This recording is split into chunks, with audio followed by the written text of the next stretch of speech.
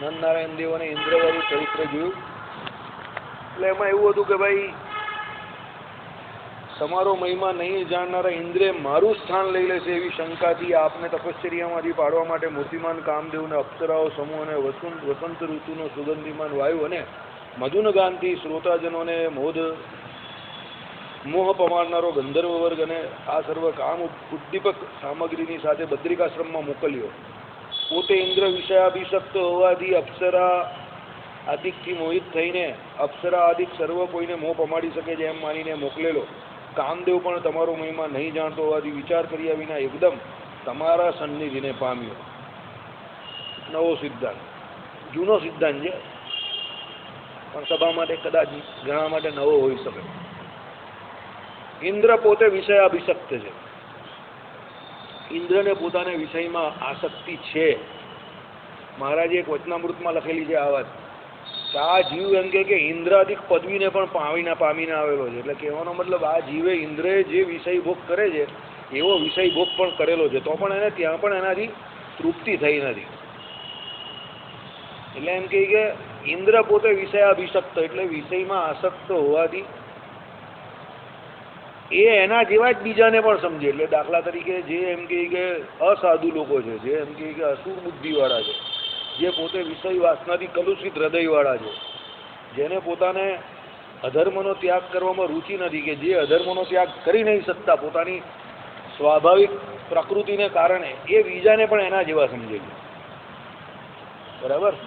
આની ઘણી વખત મેં સભામાં ચર્ચા કરેલી છે છૂટી છવાઈ રીતે, પણ હવે આમાં આવી ગયું બેઠું એટલે મને એક આધાર મળી ગયો. આનો તમે જેવા છો એવા જ તમે બીજાને કલ્પો છો. યુધિષ્ઠિરની દ્રષ્ટિએ દુનિયા બહુ સારી હતી, બધા સારા જ હતા. દુર્યોધનની દ્રષ્ટિએ દુનિયા બધા નકામા અને સ્વાર્થી હતા. અને શકુનીની દ્રષ્ટિએ એવું હતું કે દુનિયાને જીતવી હોય તો દુનિયા આખી પાસા ઉપર છે. કપટ કરવાથી જ દુનિયા જીતાય. અને ભગવાન શ્રી કૃષ્ણની દ્રષ્ટિએ એવું હતું કે દુનિયા મારું શરીર છે અને દુનિયામાં જે જીવા હોય એ પ્રમાણે હાંકવાના. સારા અને ખરાબ સાથે પણ એ જે પ્રમાણે જે ભાષામાં સવાલ કરે એ ભાષામાં જ એને જવાબ આપવાનો. અંતે ભલે એનું સારું કરે ભગવાન, પણ એને એ જ રીતે તે સમય પર તો ભગવાન એકાદ લપાડ થાપડ આપી જ દે. બરાબર. ટૂંકમાં કહેવાનો સાર એવો છે અહીંયા કે ભાઈ તમે જેવા હોવ તમે એ રીતે દુનિયાના બીજા માણસોને પણ માનો, સત્પુરુષોને પણ તમે એવા કલ્પો. પણ એ બહુ મોટો દોષ છે. મહારાજે વચનામૃતમાં ચોખ્ખું કહ્યું કે ભગવાનને વિશે જીવ જે પણ પ્રકારના દોષ કલ્પે છે એ બધા દોષ એના પોતાનામાં આવીને વસે છે. ભગવાનને કામી, ક્રોધી, લોભી જેવા સમજે એવો બધા એ દોષ એનામાં જીવમાં આવે. અને જે ભગવાનને નિત્ય નિર્દોષ સમજે એનામાં બધા એ પરમાત્માના અનંત કલ્યાણકારી ગુણ ધીમે ધીમે આવવા માંડે. એટલે આ એક પ્રકારની પ્રોસેસ છે, રીત છે, સુધરવાની રીત છે. સુધરવું હોય તો પહેલા જે પરમાત્માની તમે ઉપાસના કરો છો ને એને પોતાને તમારે નિત્ય નિર્દોષ શાસ્ત્રમાં કહે એ પ્રમાણે માનવા પડે. જે શ્રીમદ ભાગવતના પ્રથમ શ્લોકમાં કહ્યું ને કે ભાઈ માયાનો કોઈ પણ દોષ, માયાના સત્વાદિક ગુણમાંથી કોઈ પણ ગુણ ત્રિકાળને વિશે પરમાત્મામાં છે જ નહીં. એમ ત્રિકાળને વિશે એટલે ખબર ને ત્રણ કાળ, ભૂત ભવિષ્ય કે વર્તમાનમાં એ પરમાત્મા માયાના ગુણ રહિત જ હતા. એટલે સદાને માટે ભગવાન કેવા નિર્ગુણ જ હતા. અને એ પરમાત્માની ઉપાસના કરીને એમ કે ભગવાનના કેટલા ભક્તો, ઋષિઓ, સાધુ સંતો એ નિર્વાસનિક થયા છે. એ બધા યોગને પામીને એ બધા ઈશ્વરો જેવા થયા. આ તો સર્વેશ્વર છે, યોગેશ્વર છે. બરાબર. એમાં તો એવો ભેદ કે એમાં તો એ પ્રમાણે એમ કે કોઈ પણ પ્રકારનું આપણે શું કહીએ કે ઉપલક્ષણ કે લક્ષણ, ઉપલક્ષણ કે તમે એને પાપ કર્મમાં જે આચરનારી જે આસક્તિ એ હોય જ કાથી કે વાસના એ હોય જ નહીં. એટલે અહીંયા ઇન્દ્રને વિષય ભોગે સહિત એ પોતે છે. એટલે એ પોતે કોને નરનારાયણ ઋષિ કે જે સાક્ષાત ભગવાન છે એને પણ એમ કંઈક એવા સમજે છે. એટલે એને થયું કે આ ભાઈ હમણાં કંઈક આપણે આ કામનો સામાન બધો મોકલી આપશું ત્યાં, આ ભાઈ પડી જશે એમ. પણ એને એ ખબર ન હતી કે ભાઈ એ તો કામદેવનો પણ ગર્વ હરનારા ભગવાન પોતે છે. કહેલું જ ને આપણા 108માં કંદર્પ દર્પ દલનાયનમાં. બરાબર. એ ભગવાન કંદર્પ એટલે અનંત કોટી કામદેવના પણ કામને શું એટલે હરનારા છે. અજીત એટલે શું છે કે ભાઈ જીતેન્દ્રિય છે. બરાબર. જીત એટલે શું ભાઈ? કોઈ પણ પ્રકારના એમ કે બીજાથી જીતા એવા નથી. એમાં બીજામાં ખાસ કરીને આપણે ત્યાં શાસ્ત્રોમાં અર્જુનદાસ શાસ્ત્રી ઇન્દ્રિયોને કહે કે ઇન્દ્રિયોનું જે બળ જે છે ને એને સૌથી મોટું બળ કહ્યું છે.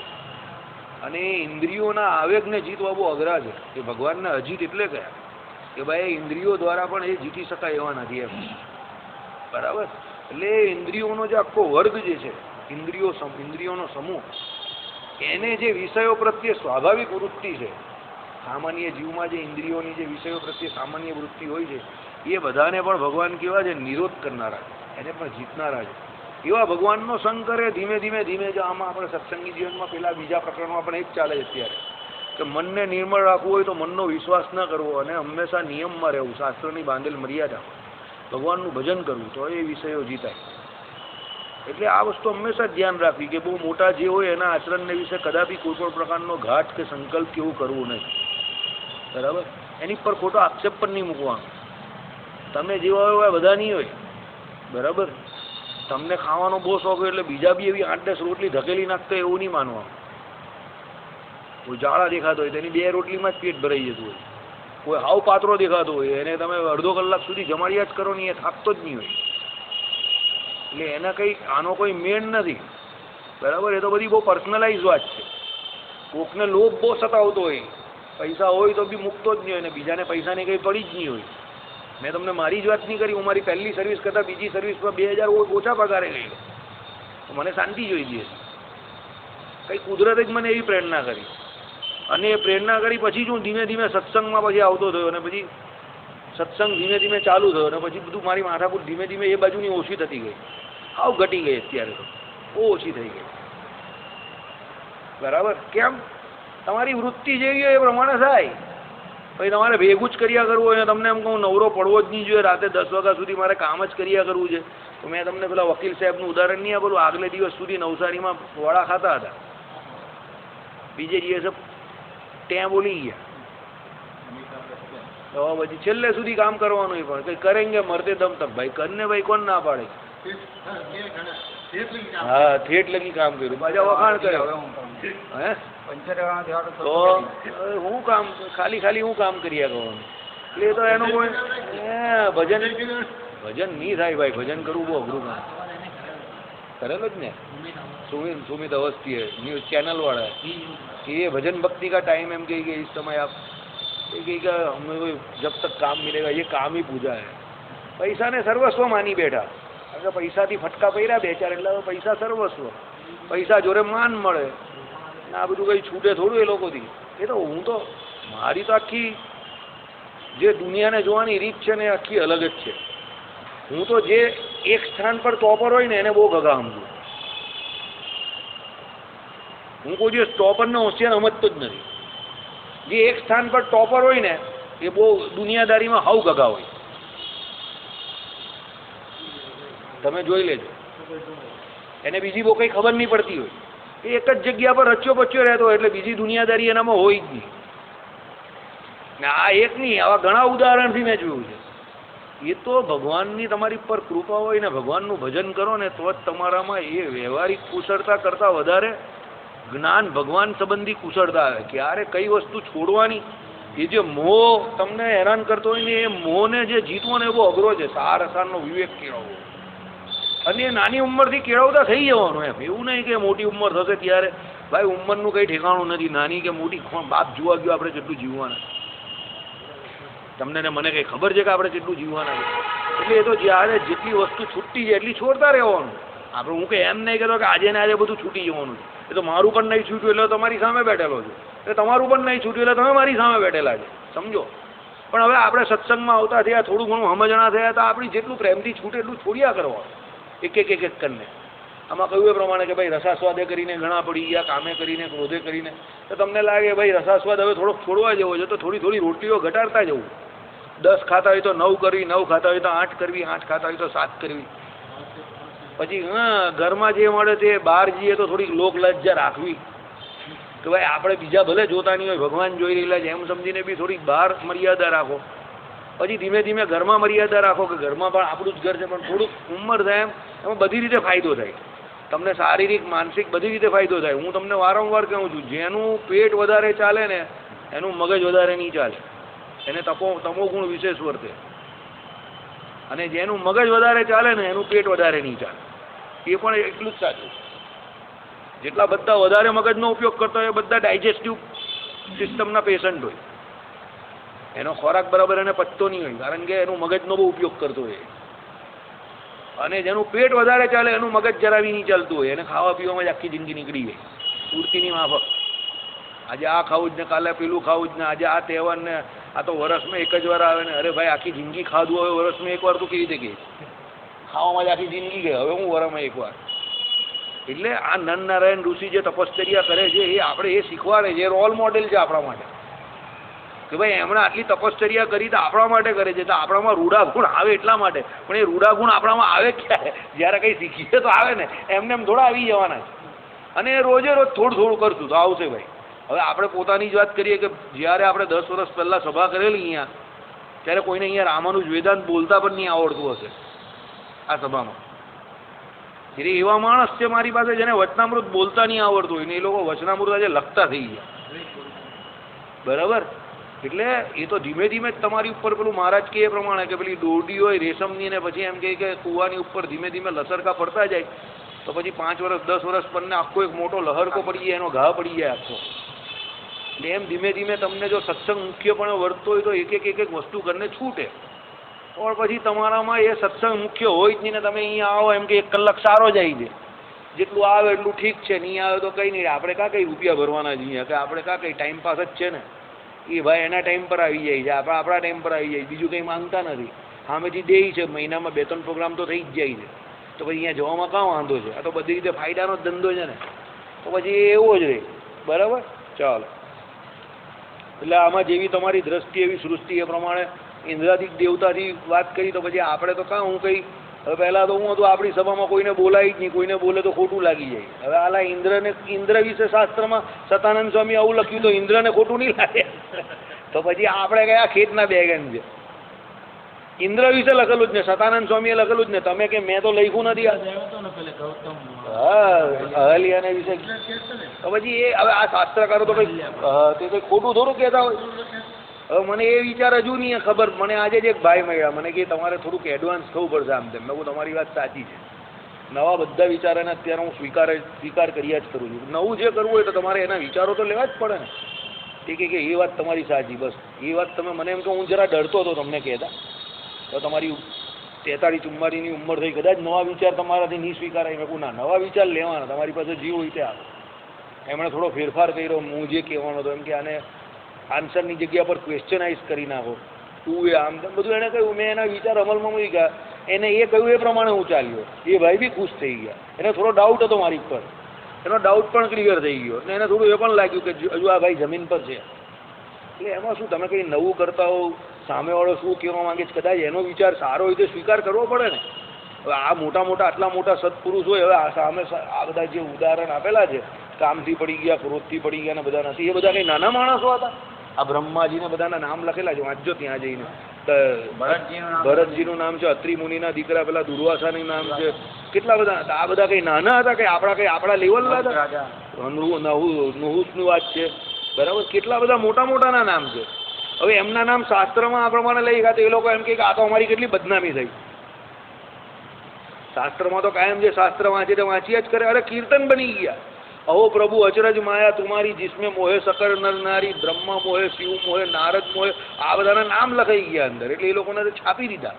નારદજીને છાપી દીધા. એક પેલી અમરીશ રાજાની દીકરીને જોઈને પરણવાની ઈચ્છા થઈ એમાં. બ્રહ્માજીને પેલા સરસ્વતીજીની ઉપર મોહ થયો.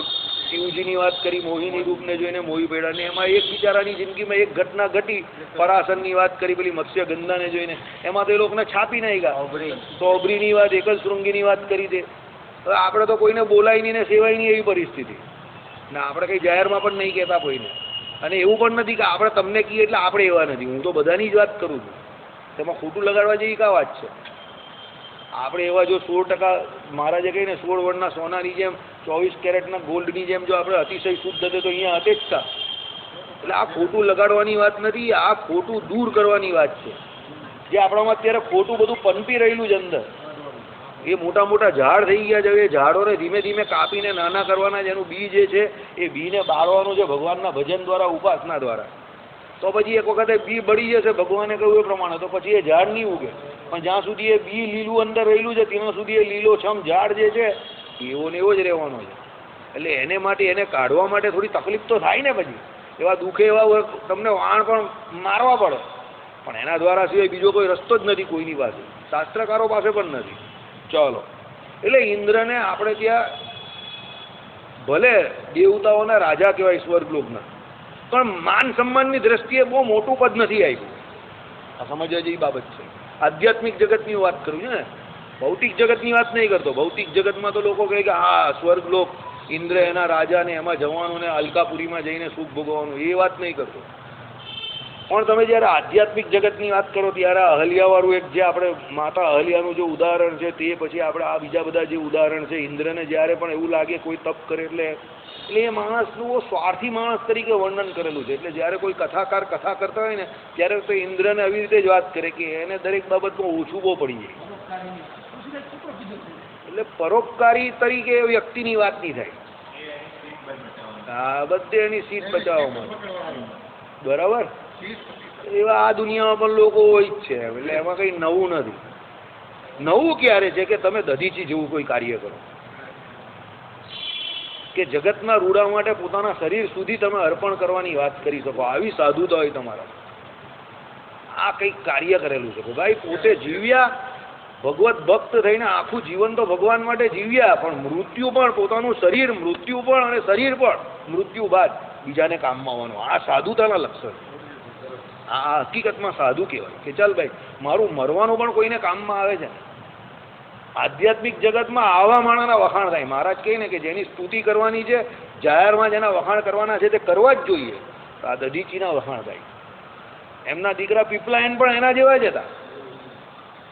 મહારાજે ઘણી વખત પીપલાયનનું નામ ને એમનું નામ લખેલું છે આપણે આ અર્થદીપિકામાં, ને એમાં મહર્ષિ પીપલાયનનું નામ આવે છે, સત્સંગી જીવનમાં પણ આવે છે. એટલે જે જેવા છે એવા કેવા જ રહે, એમાં કાં ના છે, બરાબર. પણ આપણે એ કેટેગરીમાં આવવા જોઈએ.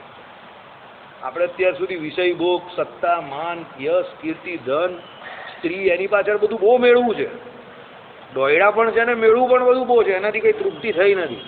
એટલે હવે આપણે આ સાધુતાના નિયમમાં આવવા જોઈએ. આ નરનારાયણ ઋષિ જેવા કે બીજા જે કોઈ સાધુ છે એ કેટેગરીમાં આપણે આવવા માટે પ્રયત્ન કરવો જોઈએ. હકીકતમાં આપણે સાધુ હોવા જોઈએ, અંદરથી સાધુ હોવા જોઈએ. બહાર બતાવવા માટે નહીં, આપણે અંદરથી સાધુ હોવા જોઈએ, શાંત હોવા જોઈએ. સાધુ એટલે સરળ સ્વભાવવાળા, એકદમ શાંત, એમ જેની પાસે આવતા કોઈ ગભરાય નહીં, જેની આકૃતિ એકદમ સુધી શાંત હોય એને સાધુ કહે આપણે ત્યાં. જેની આકૃતિમાં વિકૃતિ ન થાય, જે કામ ક્રોધ એને કરીને કદાપી પડે નહીં, નિર્મળ મનવાળા એકદમ, એને સાધુ કહે. જેની પાસે જવાથી તમને શાંતિ થઈ જાય એને સાધુ કહે. અને હંમેશા યાદ રાખજો, સાચા સાધુનો સંગ કરવાથી હજુ કંઈ બોલે જ નહીં ને. પેલા ખાલી તમે એના આશ્રમમાં જઈને બેસો ને, એની ચટાઈ પર જઈને બેસો ને, એટલે જ તમને ખબર પડી જાય, વાહ કોઈ જગ્યા પર આવીને બેસી ગયા. મહારાજે આ હિમાલયની દેવભૂમિને આ બધી કઈ હરિદ્વાર ને ઋષિકેશ ને, આપણે આમ ત્યાં જઈએ ને અમુક જગ્યા પર એટલે તમને રીતસરનો કરંટ જ આવવા માંડે કે હા શાંતિ થઈ ગઈ. અમે પહેલાં ગમે ત્યાં જતા હતા ને તો મંદિરોમાં ને એમાં જ માનસીનો પ્રોગ્રામ ને આ બધું રાખીએ. એટલે તમે જેવા આમ આખી દુનિયામાંથી થાકીને હારીને જાઓ, જેવા માનસી કરવા મંદિરે બેસો ને એટલે આમ તમને એવી શાંતિ થઈ જાય, એ 15 મિનિટમાં તો બધો થાક તમારો ઉતરી જાય, તમને ખબર જ નહીં પડે ક્યાંથી આવ્યો. એકાદ જોલો બી આવી જાય એમ. હા, તમને અંદર નાહી લો એટલે તો આમ તમારો બધો થાક ઉતરી જાય. હું પણ બદ્રીનાથમાં ને એમાં પણ કેદારનાથમાં પણ પેલા ગરમ પાણીના કુંડમાં તમે નાહો એટલે હાવ હલકા થઈ જાઓ, બધો થાક તમારો ઉતરી જાય. ભૂમિનો પ્રતાપ છે ભાઈ.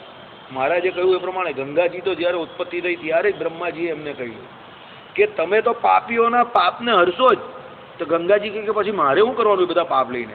અરે પણ જે સાધુ પુરુષો તમારે ત્યાં સ્નાન કરશે ને એના થકી તમે પણ પવિત્ર કાયમ માટે પવિત્ર રહેશે. અને કેટલી ઊંચી વાત કરેલી છે એમાં બહુ મોટો ભાવ છે. ગંગાજી, પાર્વતીજી અને શિવજી આ ત્રણનો સંબંધ બહુ અનેરો છે.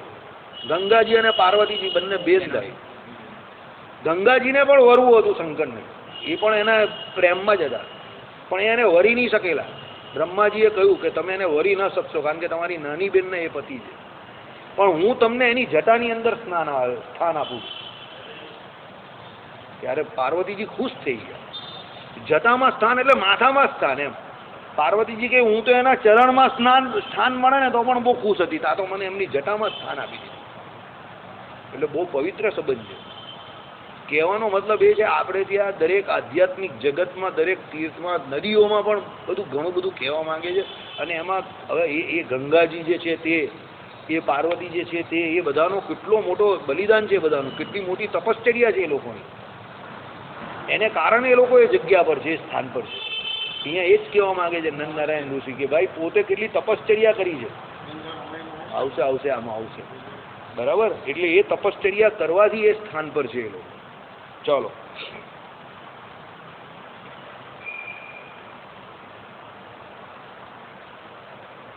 જીતવામાં કોઈ તીવ્ર શાપાદી રૂપ ઉપાયનો ઉપયોગ કર્યો ન હતો, પરંતુ તેના નિગ્રહનું સામર્થ્ય હોવા છતાં તેમજ તેઓ અપરાધી હોવા છતાં પણ નહીં ક્ષોભ પામેલા નિર્મળ ચિત્તથી ભયભીત થયેલા અપ્સરા આદિકનો સાંત્વના કરવા પૂર્વક અતિથિના જેવો સત્કાર કર્યો. બહુ નોર્મલ, એકદમ બિલકુલ નોર્મલ એમ. આ વાત પણ આપણે કાયમ સભામાં કરીએ છીએ. તમારામાં કોઈ વસ્તુ છે તો એની કંઈ થાળી વગાડવાની જરૂર નથી, એને કંઈ કહેવાની જરૂર નથી કોઈ. મને ઘણા લોકો પૂછે કે આપણી ગુડનેસ બી દેખાવી તો જોઈએ જ ને. મેં કોઈ પ્રસંગોપાત દેખાઈ આવે અલગ વાત છે, અને સ્પેશિયલી દેખાડવાની કોઈ જરૂર નથી. એ સાધુનું લક્ષણ નથી, એ વેપારીનું લક્ષણ છે. તમે સારા છો એને બતાવવાની કોઈ જરૂર નથી, એની થાળી વગાડવાની કોઈ જરૂર નથી. તમારી જે પ્રમાણેની વર્તણૂક હોય ને એનાથી સારા માણસને ખબર પડી જ જાય કે આ સારો છે. તમારું સારાપણું તમે વેચવા માટે નથી ઉપયોગ કરવા માંગતા. બાબા રામદેવને પૂછ્યું, પેલા સત્યવાળા પેલા 21 સવાલ હતા ને, તો પ્રોગ્રામ હતો ને એવો, શું હતો મને તો યાદ પણ નથી. એમાં પેલું ન્યૂઝ ચેનલ પર આવ્યા કે તમે એ પ્રોગ્રામમાં જશો તમે તો સાચું જ બોલો જ ને, તમારે હું હતું 21 સવાલના જવાબ આપશો તો તમે કંઈ પૈસા જીતી જશો. મને કંઈ પૈસા કેટલા તો રામદેવ એક સવાલનો એનો જવાબ બહુ મસ્ત આપેલો, હું સાચું બોલીશ, પણ હું સાચું એના શોમાં જઈને એના શોની ટીઆરપી વધારવા માટે કે એ સાચું પૈસા કમાવા માટે નહીં બોલું, કે મારી પ્રસિદ્ધિ માટે નહીં બોલું. સાચું બોલીશ, સાચું બોલવાની ના નથી, બહુ ઊંચી વાત છે. એ શોવાળા એમ પ્રમોટ કરે કે ભાઈ દંભી જગત કરતા, દંભી જીવન કરતા સત્ય બોલવું સાચી વાત છે, પણ એ સત્યને વેચીને એના પૈસા એન્કેજ કરવા, માર્કેટિંગ કરવું એ પણ ખોટી વાત છે. સત્યને માર્કેટિંગની જરૂર નથી. સત્ય સત્ય છે જ, અને સત્ય ત્રિકારવાદી છે, રહેવાનું જ છે.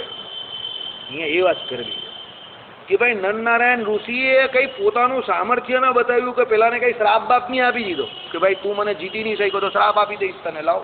શ્રાપ આપી દીધો, ઘણાએ આપેલો જ છે પૂર્વે. કામદેવ એને જીતવા ગયો તો એને બાળી નાખ્યા, પેલી અપ્સરાઓ ગઈ તો એને શ્રાપ આપી દીધો. બધા ઘણા એવા તપશ્ચર્યા કરતા હતા, એમણે એવું કરેલું જ છે. તો પૂર્વના ઇતિહાસનું અનુકરણ નહીં કરતા નવો અહીંયા એક ચીરો એમને પાડ્યો, સાધુતાનો ચીરો પાડ્યો. કોણે? નરનારાયણ ઋષિએ. એકદમ નોર્મલી વર્તા. પેલાને કહું ભાઈ જો ભાઈ તું મને કંઈ જીતી નહીં શકવાનો, તું જીત્યોનો નથી, હું પોતે જીત્યો એનો મને કંઈ એવો મોટો કંઈ બહુ આનંદ પણ નથી. આ તો મારા માટે એકદમ નોર્મલ ક્રિયા છે. હું સાધુ છું અને મારે એ કામ ક્રોધ લોભ જીતવા જોઈએ, અને હું એને જીતું છું. એ મારા પોતાના ફાયદા માટે છે. એમાં મારે કંઈ તને શ્રાપ આપવાથી મને કંઈ ફાયદો નથી, ને જગતને હું બતાવવાથી કંઈ ફાયદો નથી કે મારામાં બહુ સામર્થ્ય છે. તો સમજવા જેવી બાબત છે આ બધી. તમારામાં રહેલું જે સારાપણું છે એ તમને અને જગતને ફાયદાકારક છે ખરું, પણ એનું માર્કેટિંગ કરવાની કોઈ જરૂર નથી. એ પ્રસંગોપાત ઓટોમેટિક જણાઈ જશે, ખબર પડી જ જાય કે એ માણસ સારો છે. અશોકભાઈના જ એક મિત્ર જોડે વચ્ચે મારું એક લેવડ દેવડ થયેલી, અને પછી સમવ લેવડ દેવડ અટકી ગઈ ને એ ભાઈએ મને કંઈક રૂપિયા આપેલા. અશોકભાઈ કે ભાઈ એના રૂપિયાનું શું? મેં આજે નહીં, 2 દિવસ રહીને આપજો, એટલે એને જરા ખબર તો પડે કે શું થાય, આવી રીતે ખોટી મગજમારી નહીં થાય. 2 દિવસ રહીને એમને એના રૂપિયા આપી દીધા. પછી પેલા ભાઈએ મને ફોન કર્યો, વાસુદેવભાઈ તમે બહુ સારા માણસ છો, મને મારા રૂપિયા તમે આપી દીધા. તો મેં એને કહું એ તો મને ખબર જ છે કે બીજી વાત કર, એની એડવર્ટાઇઝ કરીને મને શું ફાયદો? જે રૂપિયા પર મારો અધિકાર નહીં હતો મેં એને દઈ દીધા પાછા. મારો અધિકાર જ નહીં હતો ને. મારો સોદો એની જોડે કમ્પ્લીટ થયો હતો તો એ સોદામાં એ રૂપિયા ગણાઈ જશે, પણ સોદો કમ્પ્લીટ નહીં થયો એટલે મારે એના રૂપિયા દઈ દેવાના. લોકો શું કરે છે મારે નહીં જોવાનું. લોકો ખાઈ જતા હશે, લોકો એમાં એનો અધિકાર સમજતા હશે, પણ મને લાગ્યું એ રૂપિયા પર મારો કોઈ અધિકાર નથી. સોદો કમ્પ્લીટ થયો નથી, મેં એને દઈ દીધા રૂપિયા એના પાસે. હવે કોઈ મને એમ કે એમાં તમે વધારે પડતા ઈમાનદાર છો કે એવું આ દુનિયામાં ન ચાલે, એ એનો પોતાનો પ્રોબ્લેમ છે, એ મારો પ્રોબ્લેમ નથી. અને કદાચ આના બદલામાં હું કશે બીજે જાઉં તો કોઈ મારા પૈસા ખાઈ પણ જાય, તો મારાથી એવી આશા નહીં રખાય કે મેં પેલાને દઈ દીધેલા તો બીજો પણ મને દઈ જ દે. એ એનો પ્રોબ્લેમ છે. પણ મને જે ઠીક લાગ્યું તો મેં કહ્યું. કહેવાનો મતલબ એવો છે કે આપણામાં જે સાધુતાના ગુણ આવે છે એ આપણા પોતાને માટે કામના છે, સમાજને કામના છે ખરા, પણ એ પ્રસંગોપાત તમારામાં રહેલા ગુણ દ્વારા એનો પ્રકાશ થવો જોઈએ. સમજો, નહીં કે માર્કેટિંગ દ્વારા, ઢોલ વગાડવા દ્વારા. અત્યારે સમાજમાં એક નવું નીકળેલું છે, અમે સાધુ છે એની પણ લોકો બહુ મોટી રીતે, બહુ હાઈફાઈ રીતે બધા એની પબ્લિસિટી કરે છે, માર્કેટિંગ કરે છે. અરે ઘણી જગ્યા પર તો અમે સાધુ છે ત્યાં સુધી નહીં, અમે જ સાધુ છે એવું પણ મોટું માર્કેટિંગ ચાલે. અમે જ બહુ મોટા સાધુ છે, અમે જ બધા ધર્મ નિયમ પાડીએ છીએ, અમે બહુ મોટા છે, અમે શ્રીજી મહારાજ જે કહેલી બધી આજ્ઞા મારીએ છીએ. એટલે ઇનડાયરેક્ટલી ક્વેશ્ચન માર્ક ક્રિએટ કરે છે કે બીજા કેવા છે. એવું કરવાની કોઈ જરૂર નથી. તમે સારા છો તો સારા દેખાશો, અને તમે સારા છો એમાં તમારા જીવના રૂડા માટે જ છો ને પહેલાં તો, પછી બીજા માટે તો છો. તમે અત્યારે સારા થઈ જાઓ, સમજો, શિક્ષાપત્રીની બધી આજ્ઞામાં વર્તવો, અને તમે ધ્યાન ભજન ઉપાસના કરતા સવારના 5 વાગ્યાના મંદિર આવી જાઓ, તો પહેલાંમાંથી સૌથી પહેલો ફાયદો એનાથી કોને થાય? તમને પોતાને જ થાય, બીજાને તો પછી થાય. એમ તમારા કે મારામાં કે કોઈનામાં પણ દુનિયામાં જે સાધુતાના લક્ષણ આવે કે ગુણ આવે, એનો સૌથી મોટો ફાયદો તો એને પહેલાં એને જ થાય છે. કેવી રીતે? કે ભગવાન જે પરમ તત્વ જે અંતર્યામી પણ રહેલું જ તે તો એની અંદર રહીને જોઈ જ છે ને કે આ સાધુ પુરુષ જેના વિશે ભગવાને કહ્યું એ સાધુ પુરુષ મારો આત્મા છે, આવું કહ્યું ગીતામાં. તેનો આત્મા એમનેમ તો કયો નહીં હોય ને ભગવાને, એમનેમ તો એનો આત્મા કયો નહીં હોય ને. એના વિશે ભગવાનને કંઈ કનેક્શન, કંઈ પ્રીતિ હોય તો કયો હોય ને. હવે ભગવાન જેવો જ્યારે આવું કહે કે એ સાધુ એક નાની મારો આત્મા છે, હવે એનાથી વધારે તો શું જોઈએ આપણે? પછી કયા માર્કેટિંગની, કઈ પબ્લિસિટીની જરૂર છે? મને નહીં લાગતું કોઈ જરૂર છે. એટલે અહીંયા નંદનારાયણ ઋષિએ આ એક વાત સિદ્ધ કરી, કોઈ પણ પ્રકારનો નિગ્રહ નહીં,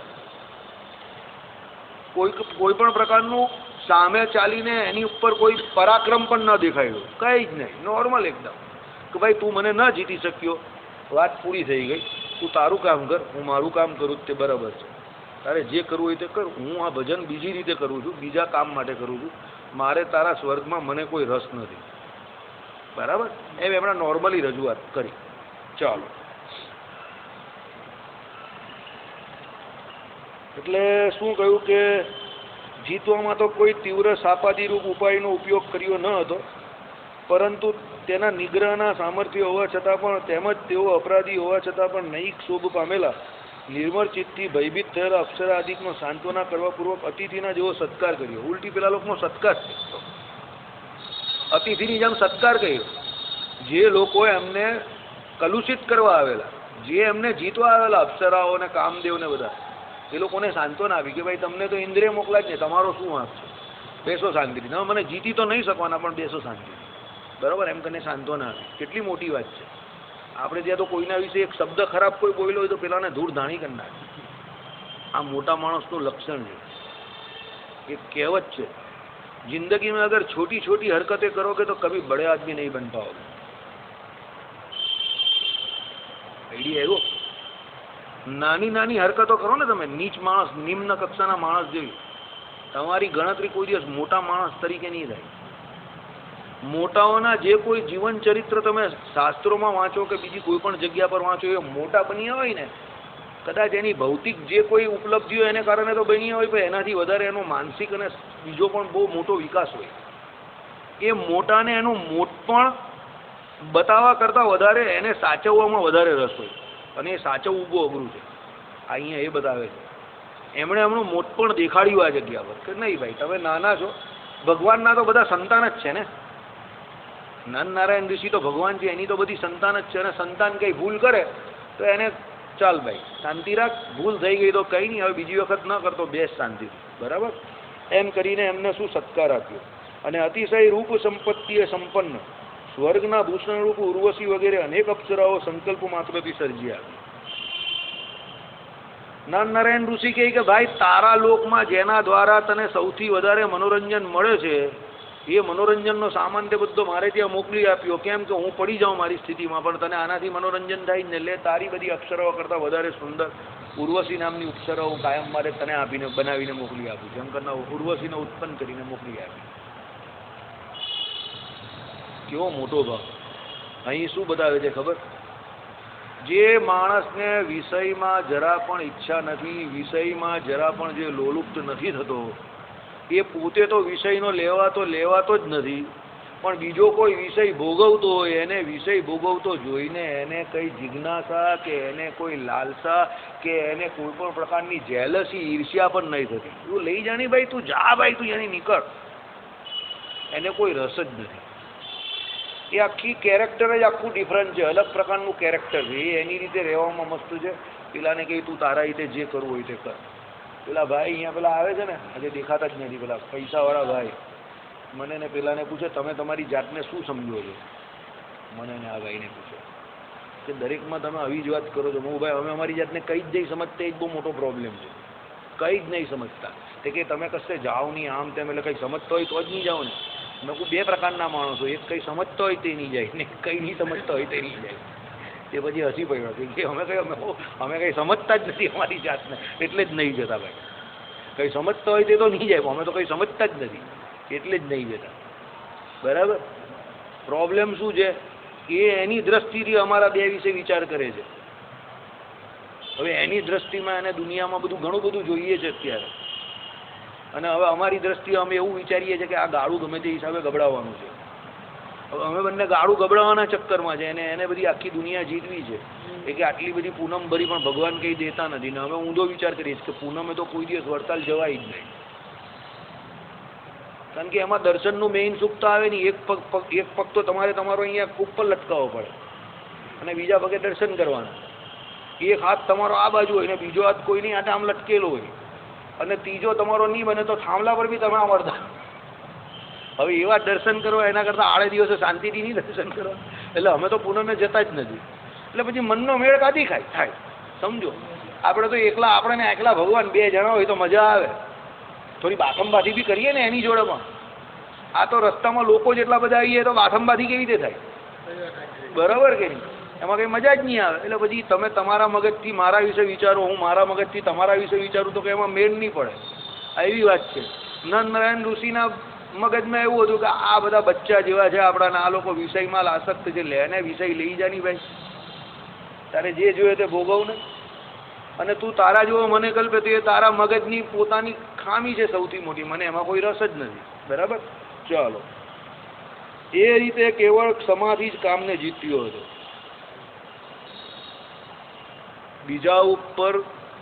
બીજા કોઈ પણ પ્રકારની ભૂલ કરે અને ક્રોધ કરવો એક સમાન હતું. એને માફ કરી દેવા અને એને જે સાચું જ્ઞાન છે એ આપવું એક સમાન. નરનારાયણ ઋષિએ અહીંયા સાધુતાનું આ લક્ષણ બતાવ્યું કે ભાઈ બીજાને માફ કરી દેવા જોઈએ, આવા જે હોય એ. બરાબર? ચાલો, આ અર્થ યન માસમ આ શ્લોકથી કહે છે. આગળનો શ્લોક આગળ જ લેવો પડશે. ઋષિઓ એમ કહે કે કામનો નિગ્રહ કરી શકે છે પણ ક્રોધનો નહીં, એમ કરીને કહ્યું છે. પણ આ બંનેને જીતેલા બતાવું. શ્રીપતિમ શ્રીધરમ